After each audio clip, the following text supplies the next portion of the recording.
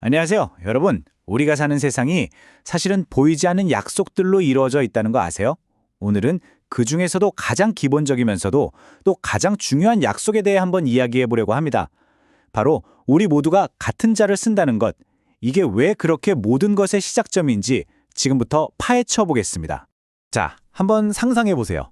저 멀리 우주에서 길을 잃은 탐사선, 그리고 지금 여러분 손에 들려 있는 바로 그 스마트폰 칩, 이 둘. 정말 아무 상관도 없어 보이죠?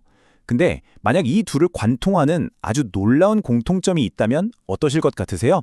오늘 그 비밀의 열쇠를 같이 한번 찾아보겠습니다.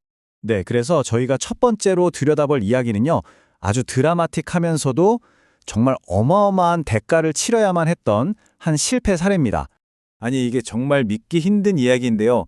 인류 역사에 남을 만한 거대한 우주 재앙이 정말 아주 사소한 계산 실수 하나 때문에 일어났다는 겁니다. 도대체 어떻게 이런 일이 가능했던 걸까요? 바로 이 금액입니다. 1억 2,500만 달러. 우리 돈으로 환산하면요, 무려 1,600억 원이 넘는 돈이에요. 정말 상상도 안 가는 금액이죠. 이 천문학적인 돈이 아주 작은 불일치, 딱 그거 하나 때문에 공중에서 사라져버린 겁니다. 시간을 거슬러 올라가 보죠. 1999년 9월 23일입니다. 나사의 화성 기후 궤도선이 드디어 목적지인 화성 궤도에 진입하려던 바로 그 결정적인 순간이었어요. 그런데 갑자기 교신이 뚝 끊겨버립니다. 지난 수개월간의 기나긴 비행이 정말 한순간에 허무하게 물거품이 되어버린 거죠. 나중에 조사팀이 원인을 밝혀냈는데 그 이유가 정말 황당할 정도로 충격적이었습니다. 뭐냐면요. 한 팀에서는 야드 파운드법, 그러니까 우리가 흔히 쓰는 미터법이 아닌 다른 단위로 계산된 데이터를 보냈어요. 근데 그걸 받은 다른 팀은요, 당연히 자기들이 쓰는 미터법 단위일 거라고 생각하고 그대로 계산기에 입력해버린 겁니다. 그러니까 똑같은 숫자를 보고 서로 완전히 다른 언어로 해석해버린 셈이죠. 바로 이 작은 번역 오류가 그 비싼 탐사선을 우주 미아로 만들고 결국엔 산산조각 내버린 겁니다. 자, 그럼 이 화성 탐사선의 안타까운 이야기에서 우리가 뭘 배울 수 있을까요? 이제 이 구체적인 문제를 넘어서서 이런 끔찍한 재앙을 애초에 막을 수 있는 더 근본적인 해법, 바로 보편적인 표준이라는 세계로 한번 들어가 보겠습니다. 이런 말이 있어요. 표준은 서로 다른 기술들이 거대한 시스템을 이루게 하는 보이지 않는 접착제다. 정말 멋진 비유 아닌가요? 한번 생각해 보세요. 서로 완전히 다른 부품, 다른 기술들을 하나로 착 달라붙게 만들어서 이 거대한 시스템 전체가 마치 한 몸처럼 완벽하게 움직이게 만드는 거죠. 그게 바로 표준의 힘입니다. 바로 그래서 우리에게 국제 단위계, 흔히 SI 단위라고 부르는 게 있는 겁니다. 이게 뭐냐면 전 세계가 적어도 과학기술이나 비즈니스를 할 때만큼은 제발 같은 언어로 소통하자 하고 만든 약속이에요. 아주 간단하죠? 한국에서 재는 1m가 미국에 가서도 저기 유럽에 가서도 똑같은 1m여야 한다는 것. 이게 별거 아닌 것 같지만 사실 모든 글로벌 협력의 가장 첫걸음인 셈입니다. 자, 그럼 이 보이지 않는 언어가 과거의 우주 탐사뿐만 아니라 지금 이 순간 그 어느 때보다 더 중요해진 분야가 있습니다. 바로 현대 기술의 심장부죠. 네, 맞습니다. 반도체 이야기입니다. 이 첨단 반도체 업계에서는요, 정말 중요한, 어떻게 보면 가장 핵심적인 질문이 항상 따라다닙니다. 바로 이거예요. 우리가 정의하는 1나노미터가 과연 저들이 정의하는 1나노미터와 똑같을까? 이 질문에 주저없이 네, 똑같습니다 라고 답할 수 있어야만 비로소 우리가 원하는 최고의 성능과 수율을 달성할 수 있는 거고요. 나아가서 전 세계 시장에서 저 회사는 믿을 수 있어 하는 신뢰를 얻게 되는 겁니다. 아니, 요즘 반도체 공정이 요구하는 정밀도가 어느 정도인지 감이 잘 안 오시죠? 제가 아주 기가 막힌 비유를 하나 들려드릴게요. 상상해보세요. 서울에서 화살을 쐈는데 그 화살이 수백 킬로미터나 날아가서 부산에 있는 아주 작은 바늘귀를 정확하게 꿰뚫고 지나가야 하는 거예요. 말이 안 되죠?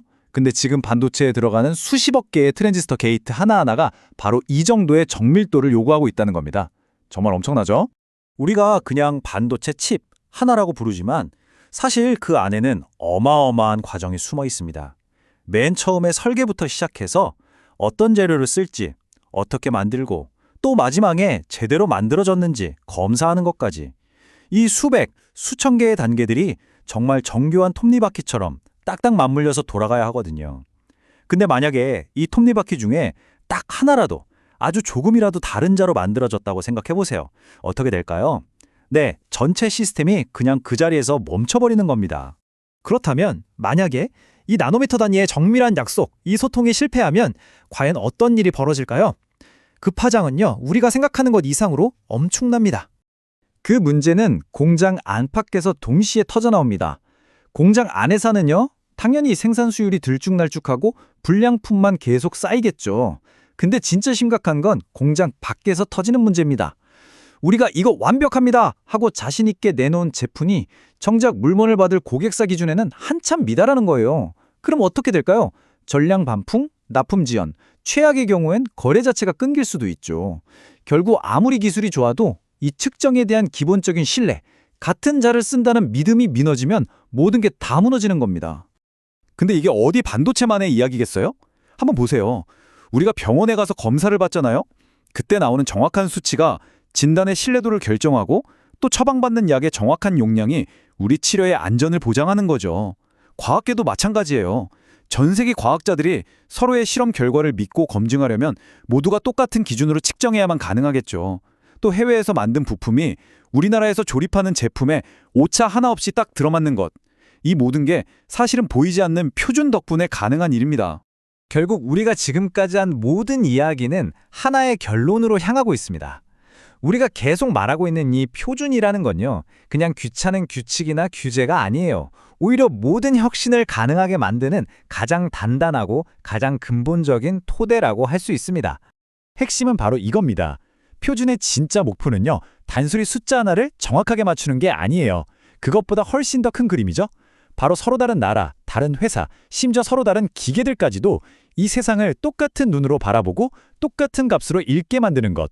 다시 말해 우리 모두를 위한 공유된 현실을 만들어내는 작업인 겁니다. 그리고 바로 이 공유된 현실을 함께 만들고 지켜나가는 힘이야말로 오늘날의 눈부신 기술 발전과 위대한 과학적 발견, 그리고 이 모든 것을 가능하게 하는 글로벌 협력을 뒤에서 묵묵히 움직이는 보이지 않는 진짜 엔진인 셈입니다. 자, 이렇게 우리는 길이나 무게 같은 측정 단위를 통일하면서 함께 살아갈 수 있는 공유된 물리적 현실을 성공적으로 만들어냈습니다. 그렇다면 다음은 무엇일까요? 이 물리적인 세계를 넘어서 어쩌면 기술을 넘고 사회를 넘어서 미래의 우리 모두를 하나로 연결해줄 다음 세대의 보이지 않는 언어는 과연 무엇이 될까요? 여러분도 한번 생각해 보시면 좋겠습니다.